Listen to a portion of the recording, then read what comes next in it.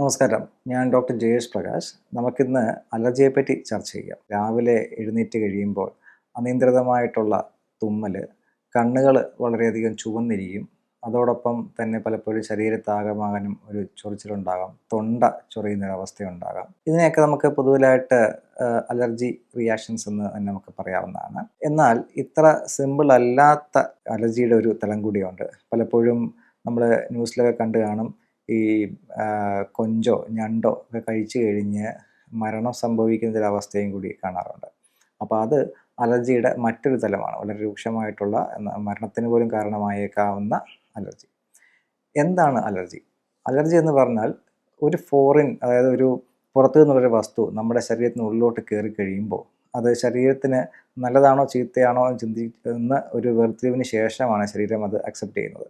അപ്പോൾ ഇത് ഒരു ഫോറിൻ ബോഡി വന്നു കഴിയുമ്പം അത് മോശമാണെന്ന് തിരിച്ചറിഞ്ഞു കഴിഞ്ഞാൽ നമ്മളുടെ ഇമ്മ്യൂൺ വ്യവസ്ഥിതി അതിനെ ആക്രമിച്ച് കീഴടക്കാൻ ശ്രമിക്കുന്നൊരു പ്രക്രിയയുണ്ട്. അപ്പോൾ ചില വ്യക്തികളുടെ ശരീരത്ത് മറ്റു ചിലരിൽ വളരെ നോർമലായിട്ടുള്ള ഒരു ബുദ്ധിമുട്ടും ഉണ്ടാക്കാത്ത വസ്തുക്കൾ എത്തിക്കഴിയുമ്പോൾ അതിനെതിരെ നമ്മുടെ ഇമ്മ്യൂൺ സിസ്റ്റം വളരെ അതിശക്തമായിട്ടുള്ളൊരു പ്രക്രിയ നടത്തുകയാണ്. അതായത് അവരിൽ നീർക്കെട്ടുണ്ടാകാം, ഈ ശരീരം ആസകലം ഇങ്ങനെ ഒരു പുകച്ചിലുണ്ടാകാം, ഉള്ളിൽ കഫം പോലെ നിറഞ്ഞു വരാം. ഈ ഒരു അവസ്ഥകളൊക്കെയാണ് ഇതിൻ്റെ ഒരു തുടക്കം. ഈ തുമ്മൽ, നമ്മുടെ ആ ഒരു ചൊറിച്ചിൽ, ഇതൊക്കെ ഇതിൻ്റെ ഒരു തുടക്ക സമയത്തുണ്ടാകുന്ന ചില ലക്ഷണങ്ങളാണ്. നമ്മളത് തീർത്തും മൈൻഡാക്കാണ്ട് ഇരുന്ന് കഴിഞ്ഞാൽ ചിലരിൽ ഈ പറയുന്ന പോലെ ശ്വാസം കിട്ടാത്തൊരവസ്ഥ വരെ എത്തും. അതായത് നമ്മുടെ ആ ഒരു എയർവേ പാത്ത് ഇതേപോലെ വളരെയധികം സ്വെൽ ചെയ്ത് ഇൻഫ്ലെയിംഡ് ആയിട്ട് ശ്വാസം എടുക്കാൻ ബുദ്ധിമുട്ടുണ്ടാകുന്ന അവസ്ഥയിൽ നമുക്കത് ഈ പറഞ്ഞ പോലെ വെന്റിലേറ്റർ സഹായത്തോടു കൂടി തന്നെ ചിലപ്പോൾ ജീവൻ കുറച്ച് നേരത്തേക്ക് ഈ അലർജിക് റിയാക്ഷൻസ് ഒന്ന് കുറയുന്നത് വരെ നിലനിർത്തേണ്ടുന്ന അവസ്ഥ വരെ എത്താറുണ്ട്.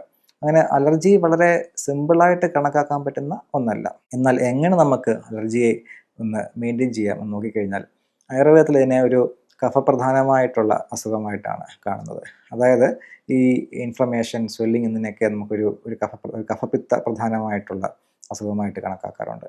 അപ്പോൾ അതുപോലെ അത്തരത്തിലുള്ള മരുന്നുകൾ കൊടുത്തുകൊണ്ടും അതോടൊപ്പം നമ്മുടെ ശരീരത്തിലെ ധാതുക്കളുടെ പ്രവർത്തനം ഒന്ന് സുഗമമാക്കാൻ വേണ്ടിയിട്ട് ദീപനവാചനമായിട്ടുള്ള ഔഷധങ്ങൾ കൊടുത്തുകൊണ്ട് ആണ് അലർജിയെ പലപ്പോഴും നമുക്ക് വരുതിയിലാക്കാൻ സാധിക്കുന്നത്.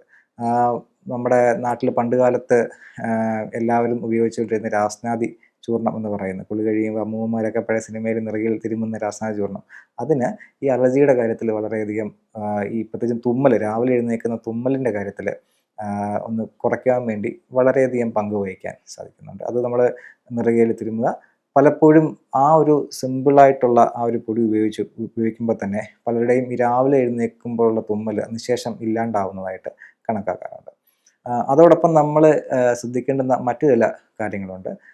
വളരെയധികം വറുത്ത് പൊരിച്ച ആഹാര പദാർത്ഥങ്ങൾ, ഇപ്പോൾ നമ്മുടെ നാട്ടിൽ സുലഭമായിട്ടിരിക്കുന്ന സോസുകൾ, പുളി, ഉപ്പുരസം, ഇതൊക്കെ കൂടുതലായിട്ടുള്ള ആഹാരങ്ങൾ എത്തുമ്പോൾ ഇതൊക്കെ പലരിലും ഈ അലർജിക് റിയാക്ഷൻസ് ഉണ്ടാക്കുന്നുണ്ട്. അപ്പോൾ ആയുർവേദത്തിൽ വിരുദ്ധാഹാരം എന്നൊരു കൺസെപ്റ്റ് തന്നെയുണ്ട്. അതായത് പലതിൻ്റെയും കൂടെ ചില വസ്തുക്കൾ ഒരുമിച്ച് ചേർന്ന ആഹാരം ഉണ്ടാക്കുമ്പോൾ നമ്മുടെ ശരീരത്തുണ്ടാകുന്ന ബുദ്ധിമുട്ട്, ദഹനപ്രക്രിയ ഉണ്ടാകുന്ന ബുദ്ധിമുട്ട്, അത് പലപ്പോഴും അലർജിയിലേക്ക് നയിക്കാറുണ്ട്. അപ്പോൾ അത്തരത്തിലുള്ള ആഹാരങ്ങളിൽ നിന്ന് നമ്മൾ ഒഴിഞ്ഞു മാറി നിൽക്കുക. പ്രത്യേകിച്ചും ആ ഒരു കൺസെപ്റ്റിൽ വരുന്നതാണ് തൈര്, മീനും ഒരുമിച്ച് കഴിക്കുക തുടങ്ങിയ കാര്യങ്ങളൊക്കെ.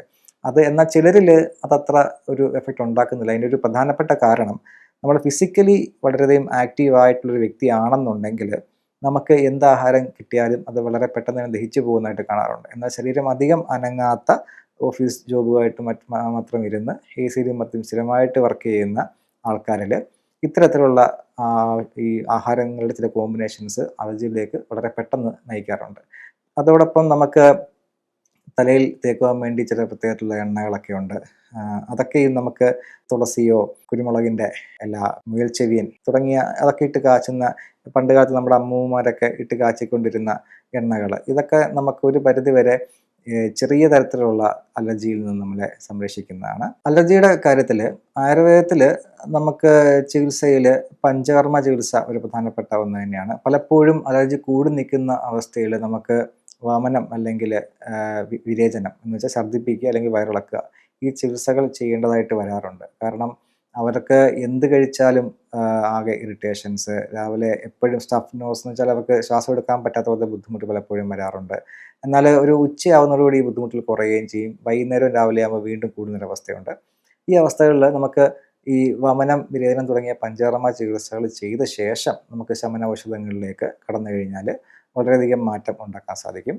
അതോടൊപ്പം ഈ അലർജി എന്നൊരു അവസ്ഥ പലപ്പോഴും നമുക്ക് ഇപ്പോൾ ഒരു പേടിയോ ബുദ്ധിമുട്ടോ ഒക്കെ വന്നു കഴിഞ്ഞാലും നമുക്ക് ഈ പറഞ്ഞ പോലെ വയറ് കാളലുണ്ടാകുക, കഫത്തിൻ്റെ ഒരു ആധിക്യം വരിക തുടങ്ങിയ കാര്യങ്ങളും നമുക്ക് സംഭവിക്കാറുണ്ട്. അത്തരത്തിൽ നമുക്ക് ആ തരത്തിലുള്ള ബുദ്ധിമുട്ടുള്ളവരിൽ നമുക്കൊരു മാനസികപരമായിട്ടുള്ള സപ്പോർട്ട് കൊടുക്കുകയും കൂടി ചെയ്യേണ്ടത് വളരെ അത്യാവശ്യമാണ്.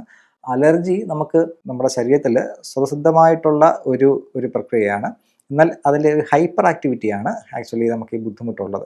അപ്പോൾ ആ ചില വ്യക്തികളിൽ മാത്രമാണ് ഇത് ബുദ്ധിമുട്ടുണ്ടാകുന്നത്. പലപ്പോഴും അത് പാരമ്പര്യമായിട്ട് കണ്ടുവരാറുമുണ്ട്. അപ്പോൾ ആ ഒരു പാരമ്പര്യമായിട്ടുള്ള ആ ഒരു ആംഗിളും നമ്മൾ ചികിത്സ ചെയ്യുന്ന സമയത്ത് ഒന്ന് നോക്കേണ്ടതാണ്. അപ്പം അത്തരത്തിൽ ഉള്ള വ്യക്തികളിൽ കുറച്ചുകൂടി കഠിനമാണ് അലർജിയുടെ ചികിത്സ.